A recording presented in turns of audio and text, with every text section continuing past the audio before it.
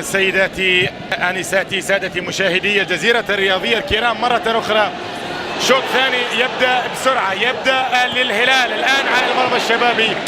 كرة ياسر، كرة مقطوعة ملعوبة الآن من أحمد عطيف.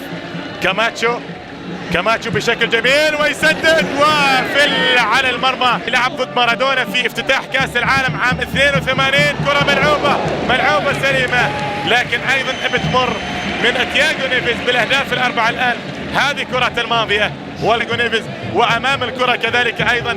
الان الكره ملعوبه والتسديده موجوده وتصطد في القائم من جل حالات فوز. هذه الكره الماضيه كره ميريل رادوي الروماني. ضربه الجزاء للشباب، اول لمسه امادو فلافيو، اللاعب طبعا اللي عاش ايام المجد. شباب هكذا يتمناها الشبابيه. في المقابل الدعية في المرمى الهلالي يتقدم الان، جول لكن تنصد وجول. المتابعه من طارق التايب، وبالتالي الشباب يتعادل بهدف ثاني. الشبابي الحالي ضربة جزاء، تقدم ناصر الشمراني وصدها محمد الدعية، لكن المتابعة كانت في المكان المناسب من جانب ايضا النجم البرازيلي كاماتشو. لاحظ ضربة الجزاء بتضيع في المرة الاولى، تعلق من الدعية، المتابعة كانت حاضرة والمدافعين.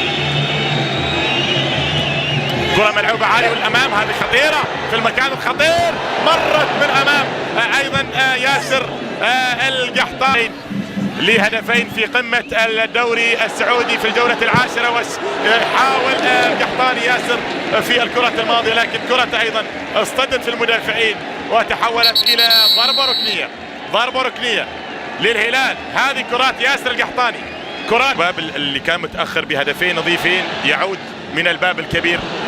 هنا محاولة قائمة والكرة في المكان الخطير فرصة للفريدي كاد ان يسجل.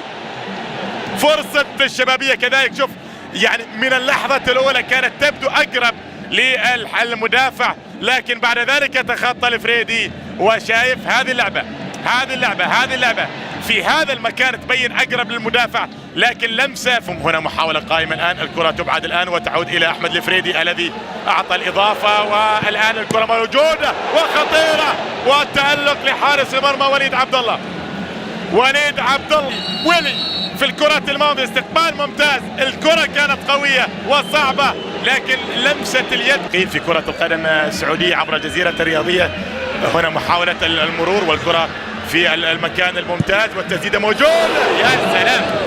يا سلام أحمد عطيف، وتحولت إلى الكوري الجنوبي لي بيونغ. وخالد عزيز اللي غايب عن جو المباريات يرتكب خطأ في هذه اللحظات، وكاد الشباب أن